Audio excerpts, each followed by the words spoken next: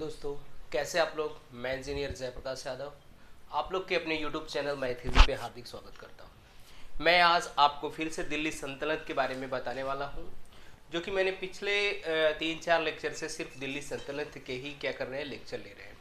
ठीक है, तो आज आपका दिल्ली सल्तनत का जो भी है इतिहास, वो पूरा का पूरा क्या हो जाएगा, ख़त्म हो जाएगा। इसके बाद ही मुग़ल एम्परर क्या होगा, स्टार्ट हो जाएगा, यानी मुग़ल साम्राज्य का यहीं से उदय होता है, जब दिल्ली सल्तनत क्या हो जाती है, ख़त्म हो जाती है। तो इससे पहले अगर आप मेरे चैनल पे नए हैं तो प्लीज़ चैनल को सब्सक्राइब करके बेल आइकन को प्रेस कर लें, ताकि मेरे वीडियो का नोटिफिकेशन सबसे पहले आपको मिले। और आपको वीडियो अच्छा लगे तो वीडियो को लाइक करना, वीडियो को शेयर अपने दोस्तों में ज़रूर करना, ताकि ये वीडियो आपके दोस्तों तक भी पहुँचे, ताकि वो भी पढ़ लिख करके क्या करे, कुछ अच्छा काम करे, यानी नौकरी वगैरह ये सब चीज़ें क्या हो जाए, आसानी से मिले। तो चलिए चलते हैं। सबसे पहले आज हम दिल्ली सल्तनत का लास्ट लेक्चर देखने वाले हैं। इसमें जो भी इतिहास के है, देखो मैंने आपको पहले ही बताया कि मैंने इंपॉर्टेंट क्वेश्चन जो है, या इंपॉर्टेंट जो पॉइंट है इतिहास के, मैं वही करा रहे हैं, क्योंकि इतिहास बहुत एब्रॉड है, बहुत बड़ा है। उसको हम पूरी तरह से अगर हम डिस्क्राइब करेंगे तो सारी चीज़ें एक तरह से जो एकदम क्रीम पॉइंट है मैं वो बता देता हूँ। बाकी चीज़ें जो है उससे कोई मतलब नहीं, वो कभी एग्ज़ाम में आते भी नहीं है। तो हमने आपको शायद तुगलक वंश पढ़ाया था। तुगलक वंश में फिरोज शाह तुगलक का चल रहा था, तो वहीं से हमने फिर से स्टार्ट किया है। और लास्ट में आपका लोधी वंश से क्या हो जाएगा, ख़त्म हो जाएगा। उसके बाद आपका मुग़ल एम्परर चल रहा है, यानी कि मुग़ल साम्राज्य का उदय। बाबर का वहीं से पानीपत का युद्ध से ही क्या हो जाता है, दिल्ली सल्तनत की क्या है, जो एक तरह से दिल्ली सल्तनत आ रहा था 100 सालों से, वो उसका क्या हो जाता है, पतन हो जाता है, ख़त्म हो जाता है। तो चलिए सबसे पहले देखते हैं हम लोग क्या फिरोज शाह तुगलक क्या करता है, ध्यान से देखेंगे। फिरोज शाह तुगलक ने जाजनगर के शासक भानुदेव को हराता है। ठीक है, फिरोज शाह तुगलक क्या करता है, जाजनगर के जो शासक है भानुदेव, उनको क्या कर देता है, हरा देता है युद्ध में। ठीक है, उनको हराने के बाद जगन्नाथ मंदिर है जो, उसको क्या कर देता है, ध्वस्त कर देता है। ठीक है, मुसलमान यानी कि जो भी ये सब चीज़ें थे, इन्होंने मंदिर को क्या किया है, बहुत सारे मंदिरों को तोड़वाया था। ठीक है, तो ये भी क्या किए, फिरोज शाह तुगलक ने भी एक तरह से घटिया काम किए कि जगन्नाथ का जो मंदिर था उसको क्या कर दिए, तोड़वा दिए। मैं तो यही कहेंगे कि जो चीज़ें बनी है, चाहे वो मंदिर हो चाहे मस्जिद, उसको तोड़वाना नहीं चाहिए। ठीक है, फिर भी ये क्या कर देते हैं, तोड़वा देते हैं। फिर दूसरी मंदिर आती है ज्वाला मंदिर, इसको भी क्या कर दिए, तोड़वा करके यहाँ से जो 1300 ग्रंथ थे वो उठा ले गए। ठीक है, उसको तोड़वाने के बाद, मंदिर को गिराने के बाद 1300 ग्रंथ तोड़वा करके जा करके उसको फारसी में क्या करवाया, अनुवाद करवाया, कि इसका मतलब क्या है, इससे जो अच्छी चीज़ें हैं वो हमको क्या करनी चाहिए, ले लेनी चाहिए। ठीक, ये अपनी आत्मकथा फिरोज शाह तुगलक ने लिखा है, दलायते फिरोज शाही। दलायते फिरोज शाही जो है, फिरोज शाह तुगलक की क्या है, आत्मकथा है। ठीक है, इनकी क्या है, ये आत्मकथा है। ठीक, तो तुगलक वंश का जो अंतिम शासक था, नसरुद्दीन महमूद था अंतिम शासक। ठीक है, इसके बाद हम लोग सैयद वंश थोड़ा सा पढ़ लेते हैं, ध्यान से देखना। सैयद वंश आता है तो कह रहा है जो सैयद वंश है, ठीक है, याद रखना, 1424 से लेकर के 1452 तक सैयद वंश की कहानी चलती है। इसके संस्थापक खिज्र खां हैं। ठीक है, क्या है, खिज्र खां इसके क्या है, संस्थापक है। और इनके पुत्र का नाम था मुबारक खां। ये इनके मरने के बाद क्या करता है, दिल्ली पे अपना राज करता है, यानी कि राजा बनता है। ठीक है, गद्दी संभालता है। मुबारकाबाद की जो स्थापना, यानी यमुना तट के किनारे है ये मुबारकाबाद। ठीक है, उस नगर की स्थापना मुबारक खां ने ही किया है, इसी के नाम पे क्या बना है, मुबारकाबाद। ठीक, अंतिम शासक जो था अलाउद्दीन आलम शाह था। किसका, सैयद वंश का अंतिम शासक अलाउद्दीन आलम शाह था। इसके बाद सैयद वंश खत्म हो जाता है।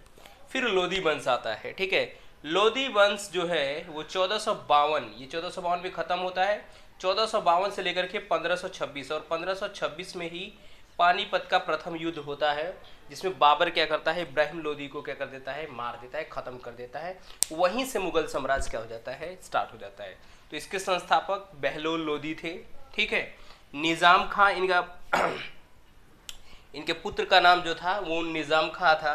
ठीक है, निज़ाम खां सुल्तान शाह सिकंदर की क्या करता है, सिकंदर लोधी का क्या करता है, वो उपाधि से धारण करता है, उपाधि धारण करता है। ठीक, 1484 में जौनपुर को दिल्ली में मिला लेता है।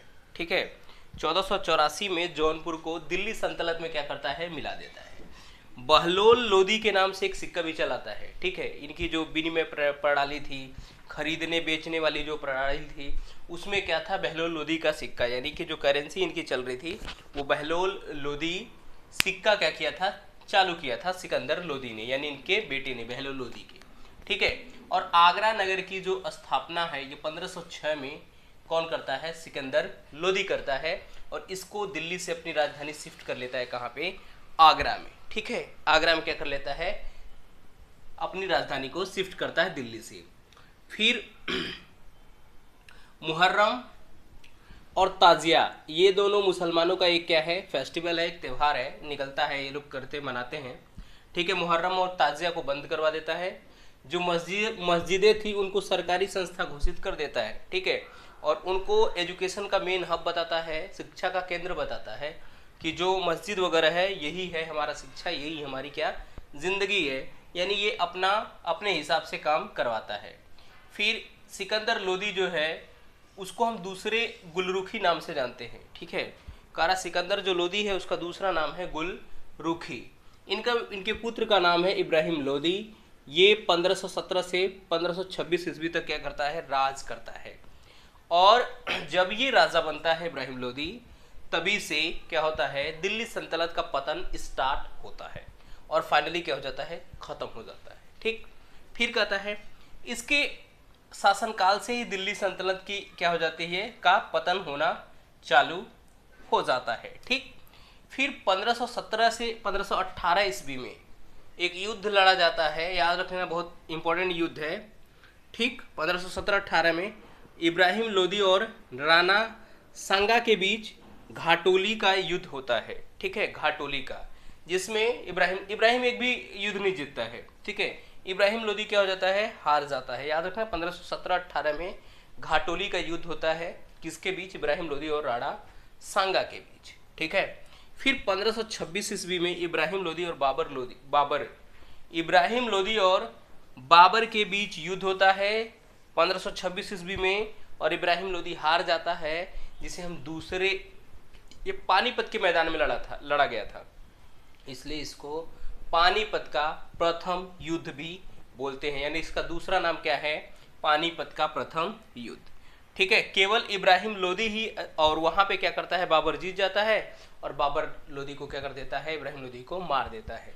यही एक दिल्ली सल्तनत में ऐसा शासक था जो क्या करता है, युद्ध के मैदान में मारा जाता है, बाकी सब अपनी उम्र से क्या कर जाते हैं, मर जाते हैं। ठीक है, या कोई हत्या करवा देता है, वो अलग बात है, लेकिन यहाँ पे क्या है, ये युद्ध में इब्राहिम लोदी क्या कर जाता है, मारा जाता है, और यहीं से मुगल साम्राज्य क्या हो जाता है, मुगल साम्राज्य का उदय। यानी याद रखना 1526 से ही मुगल साम्राज्य का उदय होता है। ये तब तक होता है जब तक ब्रिटिश भारत में नहीं आता है।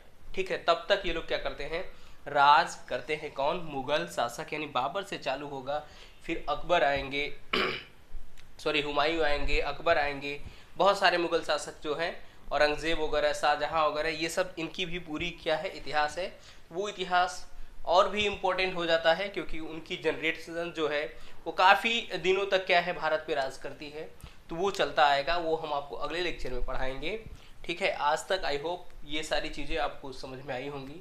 अगर ये वीडियो आपको अच्छा लगा हो तो वीडियो को लाइक करें, वीडियो को शेयर करें, और अगर चैनल पे नए हैं तो चैनल को सब्सक्राइब करें, ताकि अपने लोग देखो यही चाहते हैं कि यार पढ़ाते हैं तो हमको लाइक्स मिले, या फिर मेरे सब्सक्राइबर हैं जो वो बढ़ें, बाकी और अपने को कुछ चाहिए नहीं, बस इतना ही एक उम्मीद लेकर के चलते हैं, और हम अपना बेस्ट देने की कोशिश हमेशा आपको करते रहते हैं। चलिए आज के लिए बस इतना है। Thank you so much for watching my video. अगर वीडियो अच्छा लगा हो तो वीडियो को लाइक करें, वीडियो को शेयर करें।